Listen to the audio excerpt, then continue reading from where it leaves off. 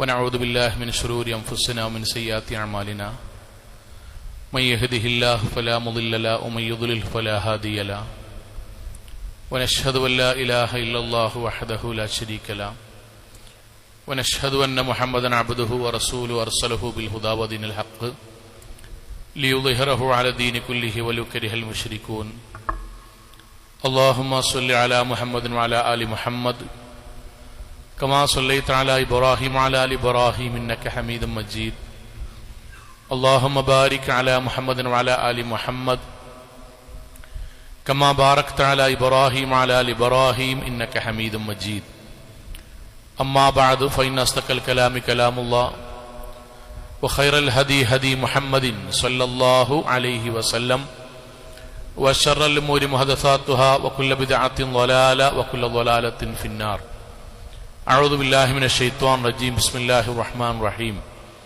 يا أيها الذين آمنوا اتقوا الله حق تقاته ولا تموتن إلا وأنتم مسلمون സ്നേഹാദരണീയരായ സത്യവിശ്വാസികളെ വിശ്വാസിനികളെ ജീവിതത്തിന്റെ എല്ലാ മേഖലകളിലും റഹ്മാനായ അള്ളാഹുവിന്റെ വിധിവിലക്കുകൾ കഴിവിന്റെ പരമാവധി സൂക്ഷിച്ച് നല്ല ഭക്തരായി ജീവിക്കണം എന്ന് എന്നോടെന്ന പോലെ ഓരോരുത്തരോടും ഉണർത്തുകയാണ്, വസിയത്ത് ചെയ്യുകയാണ്. അള്ളാഹു നമ്മെ എല്ലാവരെയും അനുഗ്രഹിക്കുമാറാകട്ടെ. നമ്മുടെ മക്കളുടെയൊക്കെ റിസൾട്ടുകൾ വന്നു, 10ാം ക്ലാസ്സും പ്ലസ് 2 ഒക്കെ റിസൾട്ടൊക്കെ വന്നു. ഇനി നമ്മുടെ നാട്ടിൽ വിദ്യാഭ്യാസപരമായ സ്കൂളുകൾ തുറക്കാൻ തുടങ്ങുകയാണ്, കലാലയങ്ങൾ തുറക്കാൻ തുടങ്ങുകയാണ്. ഇവിടെ ഇപ്പോൾ ഉന്നതമായ വിദ്യാഭ്യാസം നേടുന്ന വീടുകളിൽ ഏതു മേഖലയിലേക്കാണ് തങ്ങളുടെ മക്കൾ, തങ്ങളുടെ പേരക്കുട്ടി, തങ്ങളുടെ കുടുംബത്തിലെ അംഗങ്ങൾ പോകുന്നത് എന്ന് ചർച്ച ചെയ്യുന്ന ഒരു സമയമാണ്. നമ്മുടെ നാട്ടിൽ ഒരുപാട് വിദ്യാഭ്യാസ മേഖലയിൽ പ്രവർത്തിച്ചു കൊണ്ടിരിക്കുന്ന സംഘങ്ങൾ, അവർ കരിയറുമായി ബന്ധപ്പെട്ട ഒരുപാട് സെഷനുകൾ, ക്യാമ്പുകൾ ഒക്കെ വെച്ചുകൊണ്ടിരിക്കുകയാണ്. ഓൺലൈൻ വഴി തങ്ങൾക്ക് പറ്റിയ കരിയർ മേഖലയെ തിരഞ്ഞെടുക്കുവാനുള്ള അവസരങ്ങളൊക്കെ, പരസ്യങ്ങളൊക്കെ കാണാം. ഈ സമയത്ത് നമ്മൾ ദീനിയായി ജീവിക്കുന്ന നമ്മുടെ മനസ്സിലുണ്ടാകേണ്ട 1-2 പ്രധാനപ്പെട്ട കാര്യങ്ങൾ നമ്മുടെ മനസ്സിലുണ്ടാകണം. ഞാൻ സംസാരിക്കുന്നത് നമ്മുടെ മഹല്ലിലുള്ള രക്ഷിതാക്കളോടും വിദ്യാർത്ഥികളോടുമാണ്. നമ്മുടെ മനസ്സിൽ ഈ വിഷയത്തിൽ 1-2 കാഴ്ചപ്പാടുണ്ടാവണം. ചിലപ്പോൾ നമ്മൾക്കാകില്ല, ജ്യേഷ്ഠത്തിക്കോ അനിയത്തിക്കോ കുടുംബത്തിലെ ആളുകൾക്കോ ഒക്കെ ആകാം. പക്ഷെ ഈ ഒരു കാഴ്ചപ്പാട് നമ്മുടെ ജീവിതത്തിലും ഉണ്ടാകണം, നമ്മൾക്കറിയുന്നവർക്ക് പറഞ്ഞു കൊടുക്കുകയും വേണം. ഒന്നാമത്തെ കാര്യം, നമ്മൾ തിരഞ്ഞെടുക്കുന്ന കോഴ്സിന്റെ, ഏത് കോഴ്സാണോ ആ കോഴ്സിന്റെ ജോലിയുടെ വരുമാനം നമ്മൾക്ക് അറിയണം, ഏകദേശം അറിയണം. ഞാൻ ഒന്നുകൂടി പറയാണ്, നമ്മൾ തിരഞ്ഞെടുക്കുന്ന ഒരു കോഴ്സിന്റെ അതുവഴി ലഭിക്കുന്ന ഒരു ജോലിയുടെ ഒരു വരുമാനം ഉണ്ടല്ലോ, ആ വരുമാനത്തെ പറ്റി നമ്മൾക്കൊരു ധാരണയുണ്ടാകണം. എന്തുകൊണ്ടാണ് അങ്ങനെ പറയുന്നതെന്ന് വെച്ചാൽ, നമ്മൾ പുതിയ കാലഘട്ടത്ത് ഭൂരിപക്ഷം ആളുകളുടെയും വരുമാനം എന്നത് അവർ പഠിച്ച കോഴ്സിന്റെ ഭാഗമായി ചെയ്യുന്ന ജോലിന്റെ ഭാഗമാണ്. മുമ്പ് ഒരു 60% അങ്ങനെ ഉണ്ടായിരുന്നുള്ളൂ. പിന്നെ ഗൾഫിലേക്ക് ചിലപ്പോൾ ചില കോഴ്സുകൾ പഠിക്കും, പിന്നെ ഗൾഫിലേക്കോ വിദേശത്തേക്കോ പോകും, അല്ലെങ്കിൽ വേറെ ഉപ്പയുടെ ബിസിനസിന്റെ കൂടെ അങ്ങനെ ചേരും. പുതിയ കാലഘട്ടത്തെ മക്കൾ അങ്ങനെയല്ല, അവർ തൊഴിലധിഷ്ഠിതമായിട്ടാണ് പഠിക്കുന്നത്. അപ്പൊ ഏത് കോഴ്സാണോ തിരഞ്ഞെടുക്കുന്നത് ആ കോഴ്സിൽ നിന്ന് ലഭിക്കുന്ന ജോലി, അതാണല്ലോ വരുമാനം. ആ വരുമാനം നമ്മുടെ ജീവിതത്തിൽ പൂർണ്ണമായും ഹലാലാകണം എന്ന് നമുക്ക് ഷാഠ്യം ഉണ്ടാകണം. ഇപ്പൊ നമ്മുടെ ജീവിതത്തിൽ വരുന്ന സമ്പത്തിനെ പറ്റി ഖുർആൻ പറഞ്ഞ വാക്ക് അല്ലത്തി ജഅലല്ലാഹു ലക്കും ഖിയാമ. അള്ളാഹിന്റെ പ്രയോഗം വളരെ പ്രധാനമാണ്. അല്ലത്തി ജഅലല്ലാഹു ലക്കും ഖിയാമ. അള്ളാഹു ഈ സമ്പത്തിനെ നിങ്ങളുടെ ജീവിതത്തിന്റെ ഒരു അടിത്തറയാക്കി വെച്ചിട്ടുണ്ട്. എനിക്ക് ജീവിക്കണമെങ്കിൽ പൈസ വേണം, വാപ്പാനി ഇമ്മാനി നോക്കണമെങ്കിൽ പൈസ വേണം, മക്കളെ കുടുംബസമേതം ജീവിക്കാൻ അവർക്കൊരു വീടുണ്ടാക്കണമെങ്കിൽ പൈസ വേണം, വിവാഹം നടത്തണമെങ്കിൽ, പഠിപ്പിക്കണമെങ്കിൽ, മരുന്ന് വാങ്ങണമെങ്കിൽ, അങ്ങാടിക്ക് ഇറങ്ങണമെങ്കിൽ, ഭക്ഷണം കഴിക്കണമെങ്കിൽ, ഒരു കുപ്പി വെള്ളം കുടിക്കണമെങ്കിൽ പൈസ വേണം. അള്ളാഹു നമ്മുടെ ജീവിതത്തിന്റെ നിലനിൽപ്പുമായി ബന്ധപ്പെട്ടിട്ടാണ് സമ്പത്തിനെ വെച്ചത്. ആ സമ്പത്ത് നമ്മുടെ ജീവിതത്തിൽ ഹലാലായി മാറുമ്പോൾ ഈ ലോകത്ത് അള്ളാന്റെ ബർക്കത്തുണ്ടാകും, പരലോകത്ത് സ്വർഗം ഉണ്ടാവും. എന്നാൽ അത് നമ്മൾക്ക് ഹറാമായി മാറുകയാണെങ്കിൽ ഈ ലോകത്ത് നമുക്ക് ജോലി ഉണ്ടാവും, പൈസ ഉണ്ടാവും, പക്ഷെ ഈ ലോകത്ത് അള്ളാന്റെ ബർക്കത്ത് നഷ്ടപ്പെടും, പരലോകത്ത് നമുക്ക് ശിക്ഷയും കിട്ടും. നമ്മുടെ ജീവിതം തന്നെ പടച്ചോന്റെ പക്കൽ നിന്ന് അകന്നു പോകും. ഈ ബോധ്യം എപ്പോഴാണ് ഉണ്ടാകേണ്ട രസങ്ങളെ? ഞാൻ വീണ്ടും പറയുന്നു, രക്ഷിതാക്കളും മക്കളും പഠിച്ചുകൊണ്ടിരിക്കണം, കുട്ടികളും ഓർക്കണം. ഇതെപ്പോഴാണ് നമുക്ക് ധാരണ ഉണ്ടാകേണ്ടതെന്നറിയോ? നമ്മളൊരു കോഴ്സ് തെരഞ്ഞെടുക്കുമ്പോഴാണ് ഉണ്ടാണ്ടി. ഒരു കോഴ്സിൽ നമ്മൾ ചേർന്ന് കഴിഞ്ഞ്, സ്ഥാപനത്തിലൊക്കെ ചേർന്ന് കഴിഞ്ഞ് പഠിച്ച 2 കൊല്ലം കഴിയുമ്പോൾ ഒരു ഖുത്ബ കേട്ട്, പടച്ചോനെ ഇപ്പൊ ഞാൻ ചെയ്യുന്ന കോഴ്സ് അള്ളാഹ് അനുവദിച്ചതല്ലല്ലോ എന്ന് വേവലാതിപ്പെടുന്ന 100-ലധികം കുട്ടികളെയും കുടുംബത്തെയും കണ്ടതിന്റെ അടിസ്ഥാനത്തിലാണ് ഈ പറയുന്നത്. ഒരിക്കൽ പോലും വെറുതെ ഒരു പക്വതല്ലാതെ, ജാഗ്രത അല്ലാതെ നാട്ടിലത്തെ എല്ലാവരും പോണൊരു കോഴ്സ്, നമ്മുടെ TV-യിൽ വരുന്ന ട്രെൻഡിന് വരുന്നൊരു കോഴ്സ്, ഏതെങ്കിലും സിനിമാ നടൻ 21-ാം വയസ്സിൽ ലൈഫ് സെറ്റ് അറിയുമ്പോഴേക്കും ആ കോഴ്സ്, ഏതെങ്കിലും ഒരു പാട്ടുകാരൻ കയ്യുമേൽ വാച്ച് കെട്ടിയാണ്ട് ഇങ്ങനെ എന്നാണ്ട് ഏതെങ്കിലും ഒരു കോഴ്സ് പറയുമ്പോഴേക്കും ആ കോഴ്സ്, അങ്ങനെ ജീവിതത്തിൽ ആരുടെയെങ്കിലും ഒരു കളിപ്പാവയായി ജീവിക്കേണ്ടവരല്ല. നമ്മൾക്ക് നമ്മുടെ കാലിബർ, നമ്മുടെ സാഹചര്യം, നമ്മുടെ വരുമാനം അതൊക്കെ നമ്മൾ പരിഗണിക്കുമ്പോഴും ഞാൻ ഈ കോഴ്സിൽ ചേർന്നാൽ എത്തിപ്പെടുന്ന എനിക്ക് ലഭിക്കുന്ന വരുമാനം അത് നിഷിദ്ധമാകരുത് എന്ന മിനിമം ഗ്യാരണ്ടി നമുക്കുണ്ടാകണം.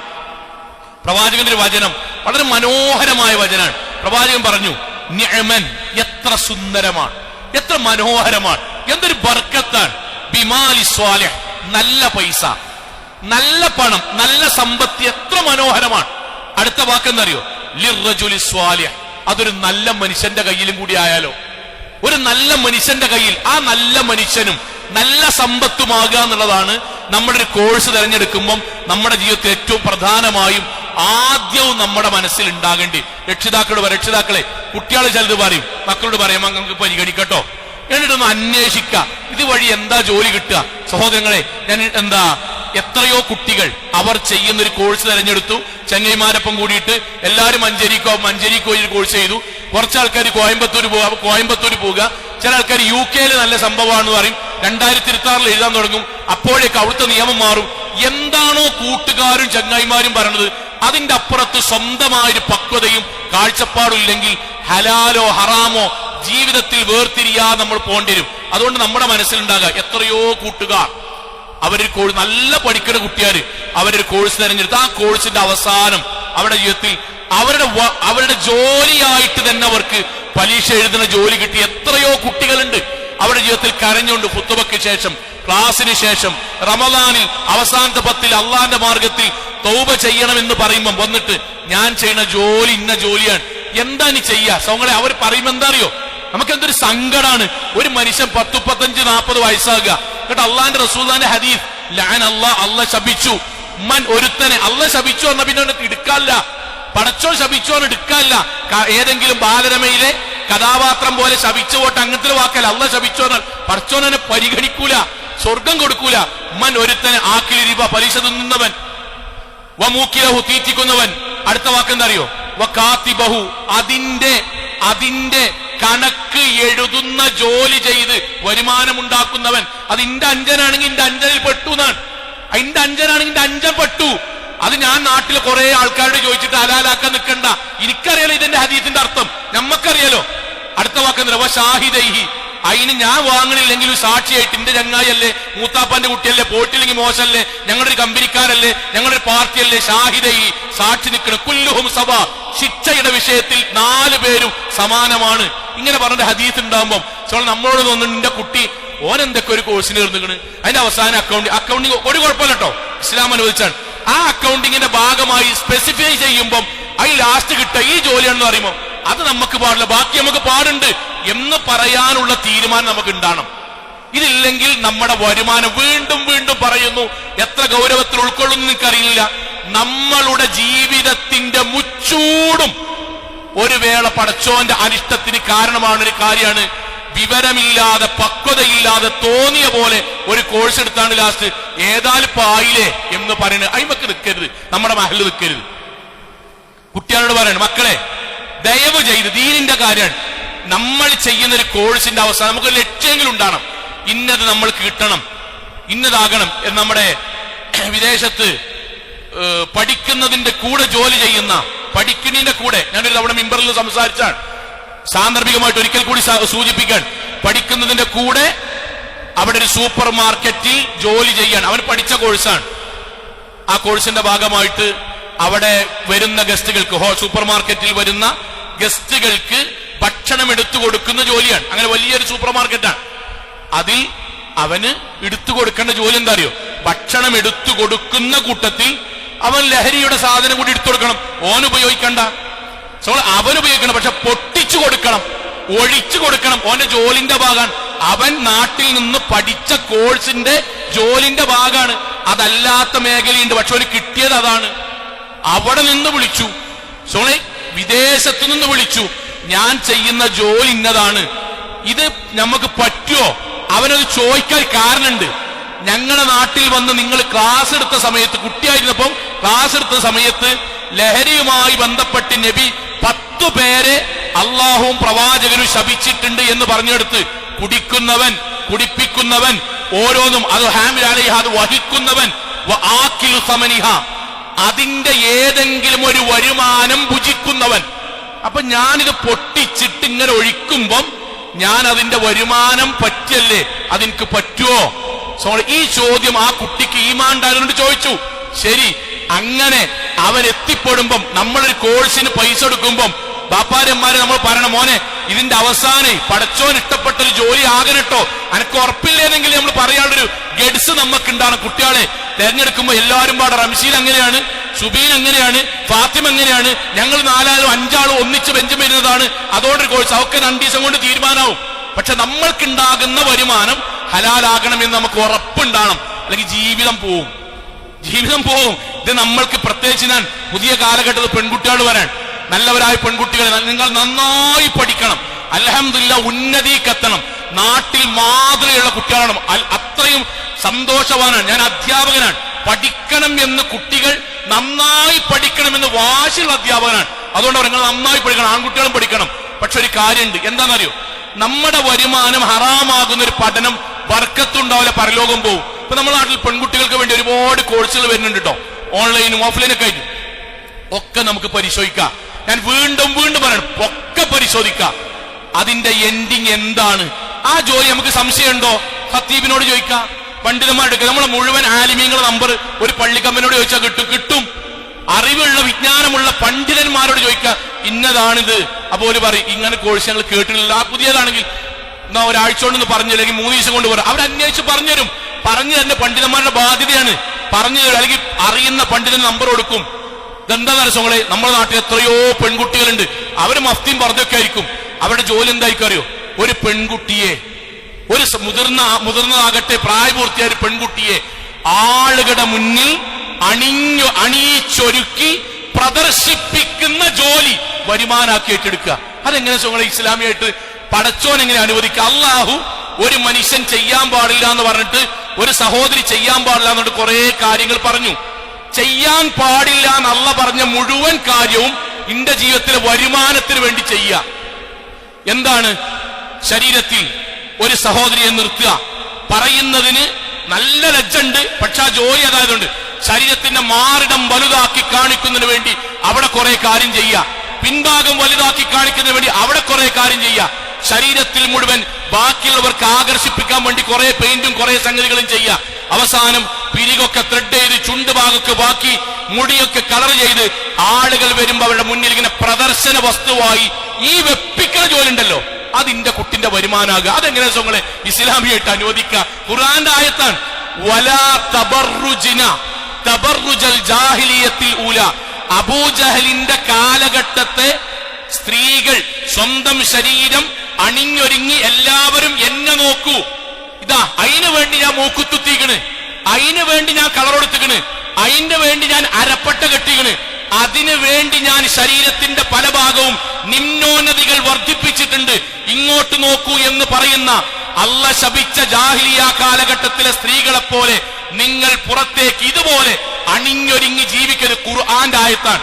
ആ ജോലി ചെയ്യാറുന്നാലോ നമ്മളെ കുട്ടി മഫ്തിയായിരിക്കും. ഞാൻ എന്തുകൊണ്ട് പറഞ്ഞോ, റീൽസുകൾ മുഴുവൻ അങ്ങനെയാണ്. മഫ്തയും പർദ്ദയിടുന്നു, അൽഹംദുലില്ലാഹ് നല്ല കാര്യമാണ്. ജോലി എന്താ അറിയോ? ബാക്കിയുള്ളവരെ മഫ്ത ഊരി പർദ്ദ ഊരി അവരെ എന്തിനാണോ പടച്ചോ നിരോധിച്ചത് അത് ചെയ്യുന്ന ജോലി, അത് പാടില്ല. പാടില്ല, ദയവ് ചെയ്ത് പാടില്ല. കാരണം നമ്മുടെ വരുമാനം അങ്ങനെ ആകാനേ പാടില്ല. അള്ളാന്റെ ആയത്താണ്. റസൂൽ സ്വല്ലല്ലാഹു അലൈഹി വസല്ലം ഹദീസ് ഉണ്ട്. പ്രവാചകൻ സഹോദരിമാരെങ്ങനെ പറഞ്ഞു കൊടുത്തു പറഞ്ഞു, ഷർറു നിസാഇക്കും. സുദീർഘമായ ഹദീസാട്ടോ. ആദ്യം അള്ളാഹ്ക്ക് ഏറ്റവും ഇഷ്ടപ്പെട്ട സഹോദരിമാരാറ്. രണ്ടാമത് റസൂൽ പറയാൻ ഷർറു നിസാഇക്കും, സഹോദരിമാരെ, നല്ലവരായ എന്റെ മക്കളെ, പെൺകുട്ടികളെ. അള്ളാഹ്ക്ക് ഏറ്റവും വെറുപ്പുള്ള സഹോദരിമാർ ഒന്ന് അൽ മുത്തബർരിജാത്തുൻ, ബാക്കിയുള്ളവരുടെ മുന്നിൽ പ്രദർശന വസ്തുവായി ഇങ്ങനെ നിന്നൊടുക്കുക. അപ്പൊ അതിന്റെ ആ പ്രദർശിപ്പിക്കണ കാര്യം ചെയ്തു കൊടുക്കുന്ന ജോലി ചെയ്യുന്ന ഒരാളോ അതിന്റെ ഭാഗമായി ചെയ്യരുത്. ഇതെന്തിനങ്ങനെ പറഞ്ഞറിയോ? ചിലപ്പോ ഒരു മനക്കുത്തുണ്ടാവും. ഭാവിയിൽ 5 കൊല്ലം കഴിഞ്ഞാൽ ഓരോ റമളാനിൽ നോമ്പ് വെക്കുമ്പോൾ നമുക്ക് മനസ്സിന് സമാധാനം ഉണ്ടാവും. പടച്ചോനെ അന്ന് ആ ഖുത്ബ കൊണ്ട് ഒഴിവാക്കിയതുകൊണ്ട് ഇന്ന് പടച്ചോന് മുന്നിൽ ധൈര്യമായിട്ട് നിന്ന് പ്രാർത്ഥിക്കാലോ. കഴിയില്ല. അള്ളാഹു നമുക്ക് തന്ന വലിയ സൗഭാഗ്യമാണ് ഈ സ്വർഗം. നമ്മൾ ഈ മഹലിലൊക്കെ ജീവിക്കാന്ന് പറഞ്ഞ ലോകത്തെ ഏറ്റവും വലിയ സൗഭാഗ്യമാണ്. അത് ചെറിയ ദുനിയാവിന്റെ നിസ്സാരമായ കാര്യത്തിന് പേരിൽ കൊണ്ടുപോയി കളയരുത്. പുതിയ കാലഘട്ടത്തെ ഞാൻ യുവാക്കളോട്, യുവാക്കളെ, സമ്പത്ത് എന്ന് പറഞ്ഞ് ജീവിക്കാൻ മാത്രമല്ല, റസൂലുള്ളാഹിന്റെ ഹദീസ് എന്നറിയോ, ലാ യസാലു ഖദമ അബ്ദിൻ, നാളെ പരലോകത്ത് അല്ലാഹു ഒരു കാല് മുന്നോട്ട് വെക്കാൻ സമ്മതിക്കൂല. ഹത്താ യസ്അൽ അർബഅ, മറ്റൊരു ഹദീസിൽ ഖംസ, 4 കാര്യത്തെ പറ്റി ചോദിക്കാതെ. അതിലൊന്നെന്താ? നമുക്കറിയണതാണ്. അതിലൊന്നെന്താണ്?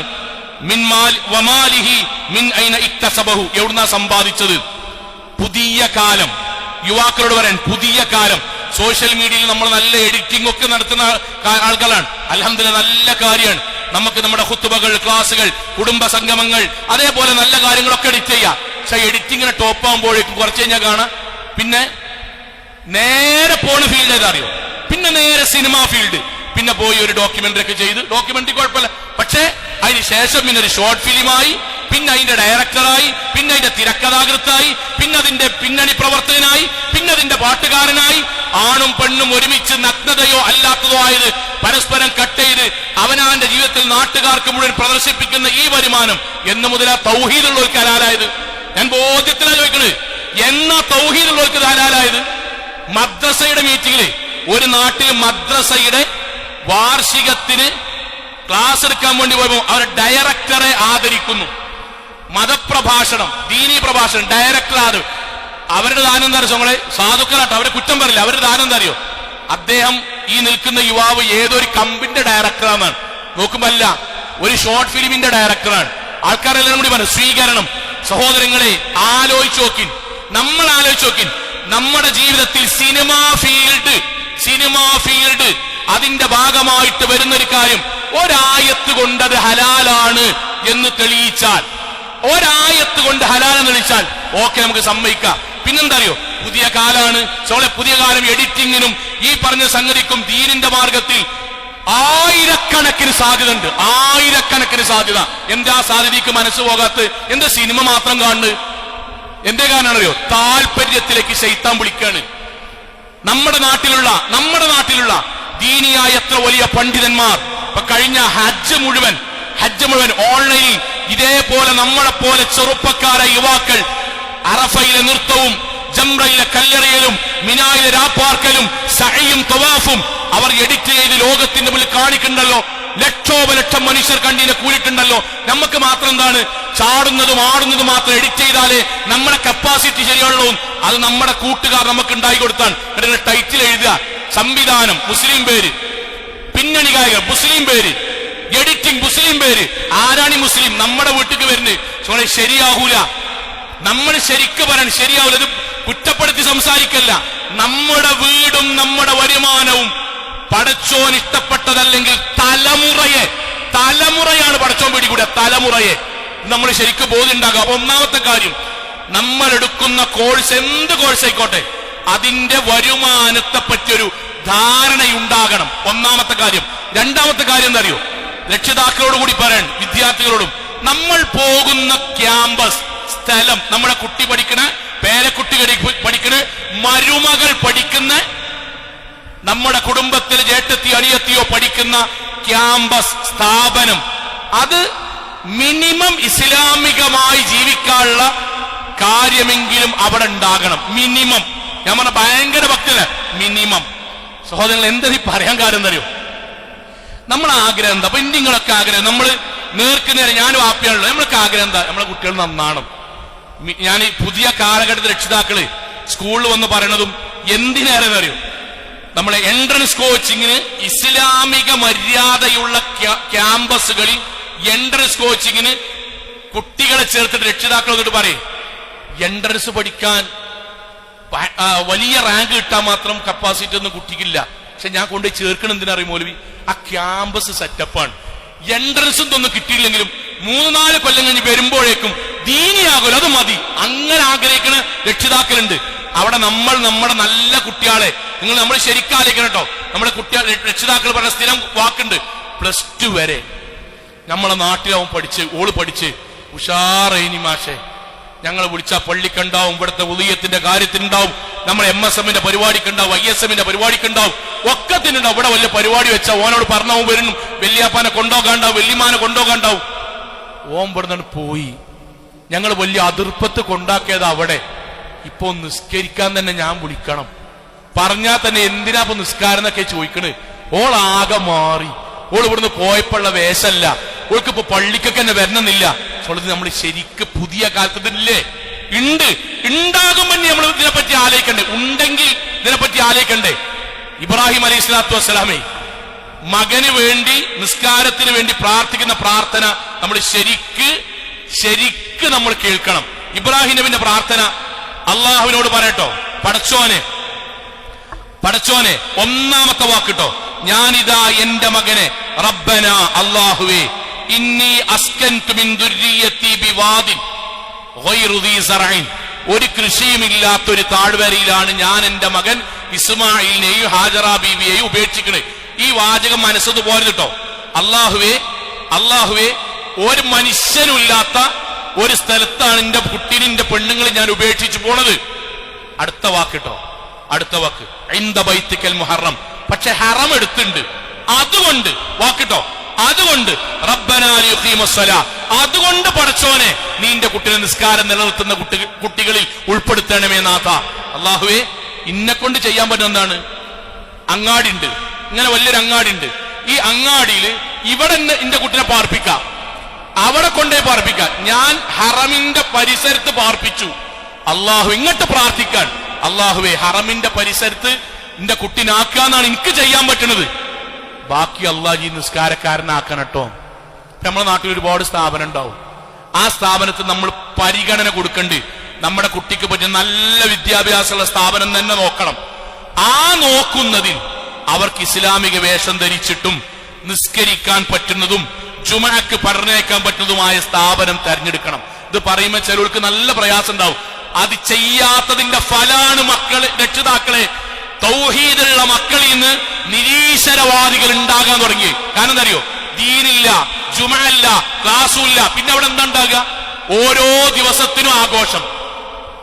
ഒരാഴ്ചയിൽ റെഡ് ഫെസ്റ്റ്, പിറ്റത്തെ ആഴ്ചയിൽ ബനാന ഫെസ്റ്റ്, പിറ്റത്തെ ആഴ്ചയിൽ ആണും തമ്മിൽ ഫെസ്റ്റ്, പിറ്റത്തിൽ ആണും പെണ്ണും തമ്മിൽ ഫെസ്റ്റ്.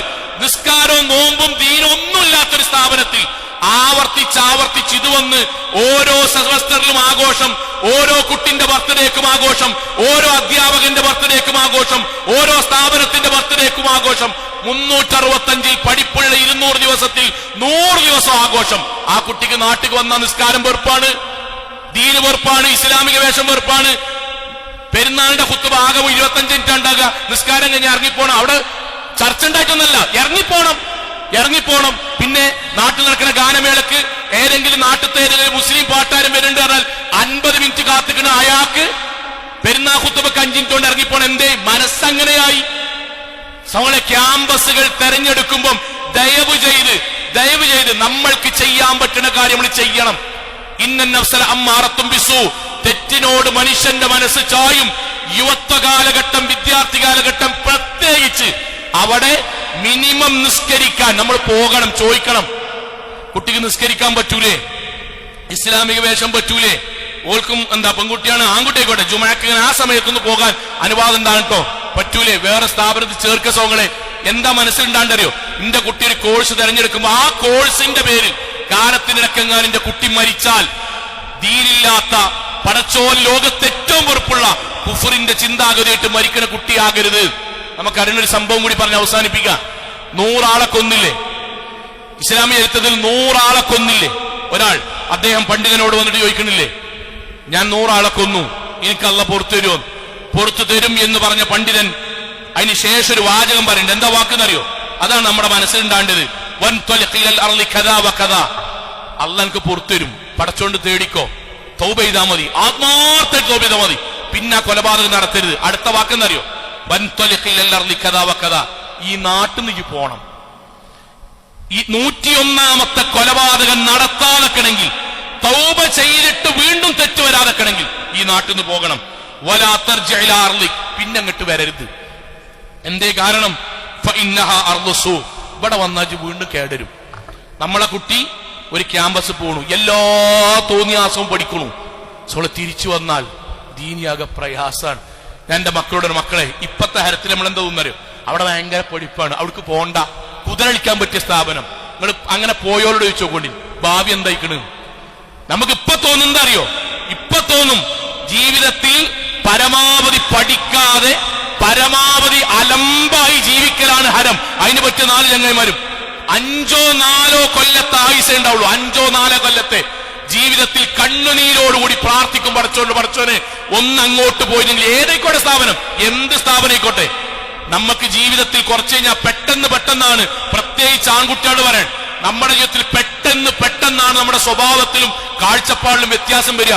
ബാപ്പ, അമ്മ, വീട്, ദീനി, പള്ളി, ഇതൊക്കെ നമുക്ക് കുറച്ച് കഴിഞ്ഞാൽ അതിവൈകാരികത വരും. ഇപ്പോഴുള്ള മാനസികാവസ്ഥയാവില്ല, നമുക്ക് അതിവൈകാരികത വരും. അന്ന് നമുക്ക് ദീനിനോട് ഇഷ്ടമില്ലാകാത്ത വിധം നമ്മുടെ ക്യാമ്പസ് മാറ്റിയിട്ടുണ്ടെങ്കിൽ നമ്മൾ കുറ്റബോധം കൊണ്ട് പടച്ചോന് മുന്നിൽ തേങ്ങേണ്ടി വരും. രക്ഷിതാക്കളെ, മക്കൾ പറയുന്ന ക്യാമ്പസും ഒക്കെ നമ്മൾ നോക്കുക. വാപ്പാട് പ്രത്യേകിച്ച് വാപ്പാരെ ഇഷ്ടം കൊണ്ട് പറയണം. വാപ്പാരെ നാട്ടിലത്തെ എല്ലാവരും മരുന്നൊടുക്കിനെ പറ്റി നമുക്കറിയും. നാട്ടിൽ നടക്കുന്ന പഞ്ചായത്തിന്റെയും നിയമസഭയുടെയും ഇലക്ഷനിൽ വന്ന വോട്ട് വ്യത്യാസം നമുക്കറിയും. ആരൊക്കെയാ വോട്ട്, ഇതൊക്കെ അറിയും. അത്ര സൂക്ഷ്മതയിലെ നോക്കണേ നമ്മളോട്. എടാ, എന്റെ കുട്ടി അവിടെ മഞ്ചേരി കൂടെ ഇങ്ങനെ പോയിട്ട് 2ാം നിലയിൽ 3ാമത്തെ ബ്ലോക്കിലാണെന്നാ തോന്നുന്നത്. അതെന്ത് വാപ്പിയാണ്? ഒരു കൂട്ടരെ അവനാന്റെ ജീവിതത്തിൽ അവനാന്റെ മകൻ എവിടെയാ പഠിക്കുന്നത്, അവിടുത്തെ എന്താണ് അതൊന്നും എനിക്കറിയില്ല. അതൊക്കെ പെണ്ണുങ്ങളും കുട്ടികളും നോക്കുന്നതാണ്, അതിൽ എനിക്ക് ഇടപാടില്ല. നമ്മളെ പറയരുത് നമ്മളെ വാപ്പിയാണ്. ഉമ്മാരെ, നമ്മളെ കുട്ടി അവനെന്തോ ഓളോളൊക്കെ പാടങ്ങനെ പോയി, ബാംഗ്ലൂരോ എവിടെ, കോയമ്പത്തൂരോ അതോ മൈസൂരോ അല്ല, ഒന്നിച്ചു പോവുക, സ്ഥാപനം നോക്കുക, സ്ഥാപനം നോക്കുക. സംസ്ഥാനങ്ങളിൽ നിയമങ്ങൾ മാറുകയാണ്. ബുദ്ധിയുള്ളവന് പറഞ്ഞ എന്താ മനസ്സിലാവും. സംസ്ഥാനങ്ങളിൽ നിയമങ്ങൾ മാറുകയാണ്. കഴിക്കുന്നത്, ഉടുക്കുന്നത്, പഠിക്കുന്നത് മാറുകയാണ്. നമ്മളെ കുട്ടികളെ നമുക്ക് തിരിച്ചു കിട്ടണം. നമ്മളെ കുട്ടികള് വജഅൽനാ ലിൽ മുത്തഖീന ഇമാമ എന്ന് പറഞ്ഞ കുട്ടികളാകണം. അതിന് നമ്മൾക്ക് പോകണം, പരിശോധിക്കണം, അറിവുകളോട് ചോദിക്കണം. 2 കാര്യം പറഞ്ഞിട്ടുള്ളൂ. ഒന്ന്, തെരഞ്ഞെടുക്കുന്ന കോഴ്സിന്റെ വരുമാനം ബോധ്യത്തിൽ നമ്മൾ കോഴ്സ് തിരഞ്ഞെടുക്കുക. ഏത് അല്ലാഹ് ഹലാലാക്കിയ കോഴ്സ് തിരഞ്ഞെടുത്തോളി. 1000കണക്കിന് 10000കണക്കിന് കോഴ്സ് ഉണ്ട്, ഏതും തിരഞ്ഞെടുക്കുക. ഹറാമായ കോഴ്സുകൾ ഒഴിവാക്കുക. 2, നമ്മൾ തിരഞ്ഞെടുക്കുന്ന സ്ഥാപനം ഇന്ത്യക്കകത്താകട്ടെ കേരളത്തിനകത്താകട്ടെ പുറത്താകട്ടെ ധാരണയോടുകൂടി പരിശോധിച്ച് മിനിമം ഇസ്ലാമികമായി ജീവിക്കാനുള്ള സാഹചര്യം ആ സ്ഥാപനങ്ങൾക്കുണ്ട് എന്ന് ഉറപ്പുവരുത്തുക. ഇല്ലെങ്കിൽ ചേർക്കരുത്. പരിശുദ്ധ ഖുർആനിലെ ദീനിയായി ജീവിക്കാത്ത ആൾക്കാരെ എന്തുകൊണ്ട് ഞങ്ങൾ ദീനിയായി ജീവിക്കാഞ്ഞത് എന്ന് പരലോകത്ത് മലക്കാൾ ചോദിക്കുമ്പോൾ പറയുന്ന ഉത്തരം എന്താ അറിയോ? അവരുടെ മറുപടി അവർ പറയും, കുന്നാ മുസ്തദ്അഫീന ഫിൽ അർളി, ഞങ്ങൾ ഭൂമിയിൽ അടിച്ചമർത്തപ്പെട്ടവരായിരുന്നു. എല്ലാത്തൊരു വാക്കാണ്. ഞങ്ങളെ ക്യാമ്പസ് അങ്ങനെ, ഞങ്ങളെ ഞങ്ങൾ പോയ ക്യാമ്പസിൽ അവിടെ ഭയങ്കര പഠിപ്പില്ല, പക്ഷെ ദീനൊന്നും ഇല്ലായിരുന്നു. അതുകൊണ്ടാണ് ഞങ്ങൾ പഴച്ചുപോയത്. അള്ളാന്റെ വാക്കെന്താ അറിയോ? ഖാലു, പടച്ചോന്റെ മലക്കൾ ചോദിക്കാണ്, അലം തകുൻ അർളുല്ലാഹി വാസിഅ ഫതുഹാജിറു ഫിഹാ, അള്ളാന്റെ ദുനിയാവിൽ വേറെ എവിടെയൊക്കെ സ്ഥലമുണ്ട്, പോയിക്കൂടെയിരുന്നോ? ഇത് നമ്മളോടുള്ള ചോദ്യമാണ്. നമ്മളെ കുട്ടിയാൾക്ക് ഹിജാബ് ധരിക്കാൻ പറ്റാത്തടത്ത് കൊണ്ടുപോയി ചേർക്കുക. നമ്മളെ കുട്ടിയാൾക്ക് നിസ്കരിക്കാൻ പറ്റാത്തൊരു സ്ഥലത്ത് കൊണ്ടുപോയി ചേർക്കുക. നമ്മളെ കുട്ടിയാൾക്ക് ദീന് കേൾക്കാൻ പോലും പറ്റാത്തൊരു സ്ഥലത്ത് കൊണ്ടുപോയി ചേർക്കുക. അവിടെയാണ് വിദ്യാഭ്യാസം. അതാണ് ഞങ്ങളുടെ സ്കൂളിൽ ഏതെങ്കിലും ഒരാൾ ജീവിതത്തിലെ അധ്യാപകനോ ഗവൺമെന്റ് അധ്യാപകനോ അല്ലെങ്കിൽ ഏതെങ്കിലും ഗവൺമെന്റ് തല ജോലി ചെയ്യുന്ന ഒരാളോ ആകുമ്പോഴേക്കും സ്റ്റാറ്റസ് നിലനിർത്താൻ വേണ്ടിയിട്ട് നാട്ടിലറിയപ്പെടുന്ന വലിയ സ്ഥാപനത്തിൽ കൊണ്ടുപോയി ചേർക്കുക. ഏത് സ്ഥാപനമായിക്കോട്ടെ, ഏത് നാട്ടിലായിക്കോട്ടെ, അവിടെ ദീനായിട്ടൊരു ബന്ധമല്ലെങ്കിലും ഇസ്ലാമികമായിട്ടൊരു ബന്ധമല്ലെങ്കിൽ കൊണ്ടുപോയി ചേർക്കുക. പിന്നീട് ആ കുട്ടി ലഹരി ഉപയോഗിക്കണോലോ, ദീനിനെ കുറ്റം പറയണോലോ, അവിഹിത ബന്ധമായിട്ട് ബാപ്പാനും മനിക്ക് വേണ്ടെന്ന് പറയുമ്പം അപ്പ വന്നിട്ട് കരയുന്നൊരു അവസ്ഥ ഉണ്ടല്ലോ, അതുണ്ടാകരുത് സഹോദരങ്ങളെ. ഇത് നമ്മുടെ മനസ്സിലുണ്ടാവുക. അള്ളാഹു അനുഗ്രഹിക്കുമാറാകട്ടെ.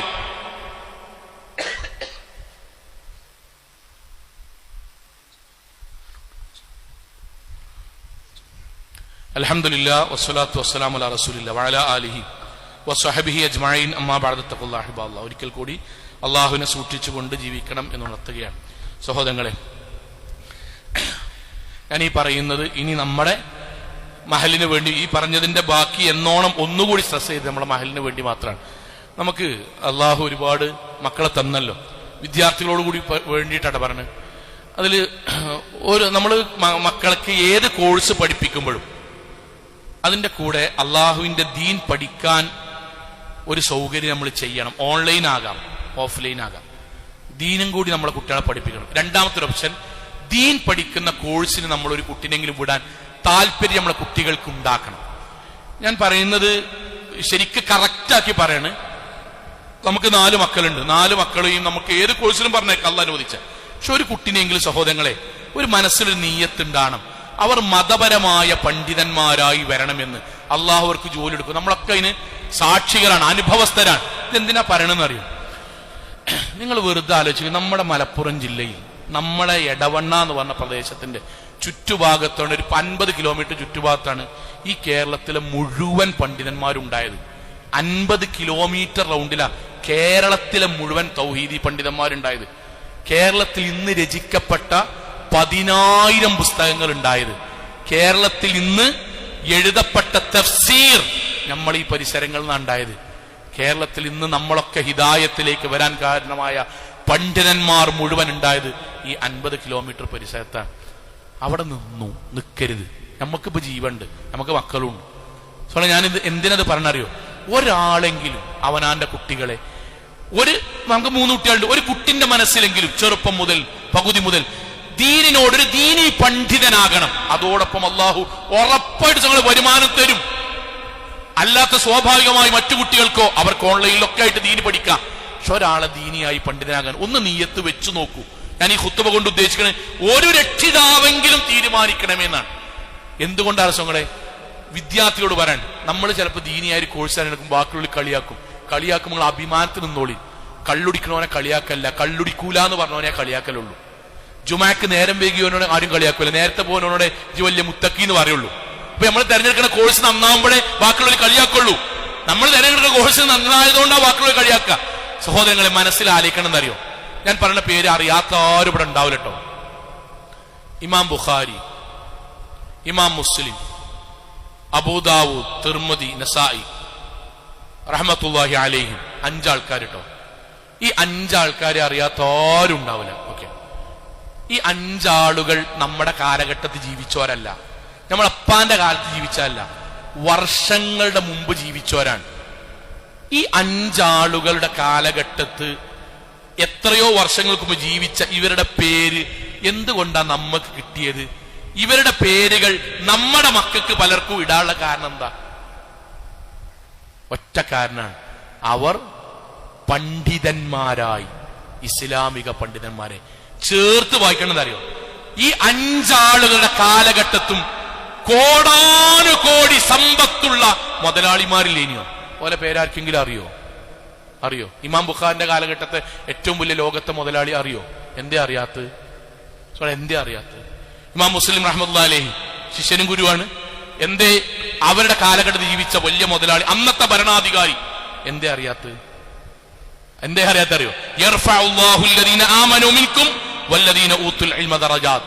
അറിവുള്ളവനെ പടച്ച ലോകത്ത് മുഴുവൻ ഉയർത്തും. മിമ്പറിൽ കയറുന്നവനെ, അള്ളാഹുവിന്റെ ദീൻ പറയുന്നവനെ, സത്യസന്ധമായി അള്ളാഹുവിന്റെ ആയത്തും ഹദീസും പറഞ്ഞു കൊടുക്കുന്നവനെ, ആളുകളുടെ മുന്നിൽ ഇമാമ് നിൽക്കുന്നവനെ പടച്ചവൻ ഉയർത്തും. ഹറമിലേക്ക് ലക്ഷോപലക്ഷം കോടിക്കണക്കിന് മനുഷ്യന്മാർ വരും. ആരാ ഇമാമുക്ക? സുദൈസ്. എന്താ സുദൈസിയുടെ ഡിഗ്രി? ഭൗതിക ഡിഗ്രി എവിടെക്കോട്ടെ, എന്തുകൊണ്ടാണ് നിൽക്കുന്നത്? പണ്ഡിതനാണ്. നിർത്തും. ആരാ ബാക്കിൽ നിൽക്കേണ്ടി അറിയോ? 10 രാജ്യത്തിലെ മുസ്ലിം ഭരണാധികാരികൾ വന്നാൽ സുദൈസിയുടെ ഈ ഷുറൈമിന്റെ ബാക്കിൽ നിൽക്കണം. ഇമാം സുദൈസ് മിമ്പർമ കയറിയാൽ താഴെ ഇരുന്നു കേൾക്കണം അദ്ദേഹം പറഞ്ഞ വാചകം. ആര് സൗങ്ങളെ? രാജ്യത്തിന്റെ ഭരണാധികാരി താഴെന്ന് കേൾക്കണം പണ്ഡിതൻ പറയുന്ന വാക്കെന്താണ്. അതിനേക്കാളും വലിയ ശ്രേഷ്ഠത എന്താണ്? സഹോദരങ്ങളെ, നമ്മുടെ മക്കളുടെ മനസ്സിൽ അഭിമാനം ഉണ്ടാക്കണം. അഭിമാനം. നമ്മളുടെ ഒരു കുട്ടിയുടെ ഒരു ഖുത്ബ കൊണ്ട്, ഒരു ക്ലാസ് കൊണ്ട്, ഒരു വിജ്ഞാനം കൊണ്ട് ഒരാൾക്ക് ഹിദായത്ത് കിട്ടിയാൽ ബാപ്പാരന്മാരെ പോരെ നമുക്ക്. ആ ഒരൊറ്റ കുട്ടിയെ നമ്മൾ ദീനിയായി പഠിപ്പിക്കുക വഴി നമ്മൾക്ക് സ്വർഗത്ത് പോകും. റസൂൽ സ്വല്ലല്ലാഹു അലൈഹി വസല്ലം ഹദീസില്ലേ, നാളെ കോടിക്കണക്കിന് മനുഷ്യർക്കിടയിൽ അള്ളാഹു ഒരു ബാപ്പാനിമാനും വിളിക്കും. അവരുടെ തലയിലേക്ക് അള്ളാഹു താജ് മിനൽ ജന്ന, സ്വർഗത്തിന്റെ വലിയൊരു കിരീടം വെച്ചുകൊടുക്കും.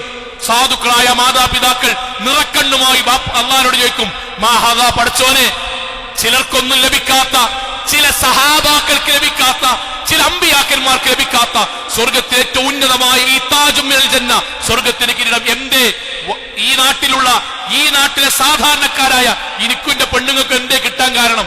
എന്താ അള്ളാന്റെ മറുപടി? നിങ്ങൾ നിങ്ങളുടെ കുട്ടിയെ ദീൻ പഠിപ്പിച്ചു, നിങ്ങളുടെ പെൺകുട്ടിയെ നിങ്ങൾ ദീൻ പഠിപ്പിച്ചു. അവരാ നാട്ടിൽ ചെറിയ കുട്ടികൾക്ക് ഖുർആന്റെ അർത്ഥം പഠിപ്പിച്ചു കൊടുത്തു. നിങ്ങൾ ആൺകുട്ടിയെ ദീൻ പഠിപ്പിക്കാൻ വേണ്ടി വിട്ടു. ബാക്കിയുള്ള കുടുംബത്തിലുള്ള ആൾക്കാരൊക്കെ എനിക്ക് ഇത്ര പൈസ ഉണ്ടായിട്ടും ഇങ്ങനെ വിടുകയാണോ, കളിയാക്കി. നിങ്ങൾ മൈൻഡ് ചെയ്തില്ല. അള്ളാഹു സ്വർഗത്തിലെ താജും ദുനിയാവിലെ ദറജാത്തിൽ ഏറ്റവും വലിയ ദറജയും പടച്ചോൻ നമുക്ക് നൽകും. ഇത് ഞാൻ എന്റെ മക്കളോട് ഹൃദയത്തിൽ പറയാൻ, നമ്മൾ ആ വഴി സ്വീകരിക്കും. ഒരൊറ്റാള് മതി. നമ്മുടെ നാട്ടിൽ നിന്ന് പണ്ഡിതന്മാർ വരണം. നമ്മുടെ നാട്ടിൽ നിന്ന് പണ്ഡിതന്മാർ വരണം. ഇഷ്ടം കൊണ്ട് പറയാ സൗകളെ, ഇഷ്ടം കൊണ്ട്. നമ്മുടെ നാട്ടിൽ നിന്ന് ഒരു പണ്ഡിതനെങ്കിലും വരണം. അത് നമ്മുടെ കുടുംബത്തിൽ നിന്നാകണം. പടച്ചോൻ ആ കുടുംബത്തിനെ ഏറ്റെടുക്കും. പടച്ചവൻ ആ കുടുംബത്തെ ഏറ്റെടുക്കും. മനസ്സിൽ വിദ്യാർത്ഥികളെ, ഇമാം ഷാഫി റഹ്മത്തുള്ളാഹി അലൈഹി പൈസക്കാരനാണോ? പക്ഷെ നമുക്ക് അദ്ദേഹത്തെ അറിയില്ലേ? അറിവ് കൊണ്ടാണ്, പണ്ഡിതനായതുകൊണ്ടാണ്. ഷാഫി ഇമാമിന്റെ കാലഘട്ടത്തെ മുതലാളിയെ, ഭരണാധികാരിയെ ആർക്കെങ്കിലും അറിയോ? ഇല്ല. എന്തേ കാരണം? പണത്തെക്കാളും അധികാരത്തെക്കാളും ഭംഗിയെക്കാളും പടച്ചോൻ ആളുകളുടെ ഹൃദയത്തിൽ കൊടുക്കുക ഇസ്ലാമിക അറിവുള്ള ഒരാളെയാണ്. ആ അറിവുള്ള ആളുകളായി ഒരു കുട്ടിയെങ്കിലും സഹോദരങ്ങളെ നമ്മൾ മാറ്റാൻ നമ്മുടെ ജീവിതത്തിൽ തയ്യാറെടുപ്പുണ്ടാകണം. ആഗ്രഹം അവരിൽ ഉണ്ടാക്കി കൊടുക്കണം. ഇഷ്ടങ്ങൾ പറയണം. നമ്മുടെ മുൻഗാമികളായ പണ്ഡിതന്മാരെ മുഴുവൻ കാണിച്ചു കൊടുക്കണം. നമ്മുടെ ഇന്ന് സോഷ്യൽ മീഡിയയിൽ ഇസ്ലാമിക പ്രബോധനം നടത്തുന്ന പണ്ഡിതന്മാരുടെ പ്രസംഗങ്ങൾ അവരോട് കേൾക്കാൻ വേണ്ടി പറയണം. അവരുടെ മനസ്സിലും ഇതുപോലെ ആഗ്രഹങ്ങൾ ഉണ്ടാകണം. അവർ നമ്മൾക്ക് വേണ്ടി നാളെ പരലോകത്ത് സ്വർഗത്തിന് വേണ്ടി ശുപാർശ പറയണം. അള്ളാഹു അനുഗ്രഹിക്കുമാറാകട്ടെ. നമ്മുടെ ജീവിതത്തിൽ വന്ന ചെറുതും വലുതുമായ മുഴുവൻ തെറ്റുകുറ്റങ്ങൾ റഹ്മാനായ നാഥ, നീ ഞങ്ങൾക്ക് വിട്ടുപുറത്ത് മാപ്പാക്കി തന്നമേ റഹ്മാനെ. കത്തിയാൾ നരകത്തിലും കഠിനമായ ശിക്ഷയിൽ നിന്നും അതിശക്തമായ പരലോകത്തിൽ വിചാരണയിൽ നിന്നും നാഥ, നീ ഞങ്ങളെ എല്ലാവരെയും കാത്തുരക്ഷിക്കണമേ റഹ്മാനെ. അള്ളാഹുവെ, ഞങ്ങളുടെ മക്കൾക്ക് നാഥ ഹിദായത്ത്, സന്മാർഗം നൽകി അനുഗ്രഹിക്കണമേ റഹ്മാനെ. അള്ളാഹുവെ, ലോകത്ത് എവിടെ വെച്ച് എങ്ങനെ മരണപ്പെടേണ്ടി വന്നാലും ഷിർക്കില്ലാതെ, ബിദ്അത്തില്ലാതെ, ഖുറാഫാത്തില്ലാതെ ധീര മുവഹിദുകളായി ജീവിച്ച് മരണപ്പെട്ടു പോകാൻ നാഥ നിങ്ങൾക്ക് തൗഫീക്ക് നൽകണമേ റഹ്മാനെ. അള്ളാഹുവെ, ഞങ്ങളുടെ മക്കൾ വ്യത്യസ്തങ്ങളായ കോഴ്സുകൾക്ക് വേണ്ടിയുള്ള അന്വേഷണത്തിലാണ്. നാഥ, നിനക്ക് തൃപ്തിയുള്ള ഹലാലായ വരുമാനമുള്ള ദീനിയായി ജീവിക്കാൻ പറ്റുന്ന നല്ല കോഴ്സുകളും നല്ല സമ്പാദ്യങ്ങളിലേക്കും നാഥ നീ അവരെ നയിക്കണമേ റഹ്മാനെ.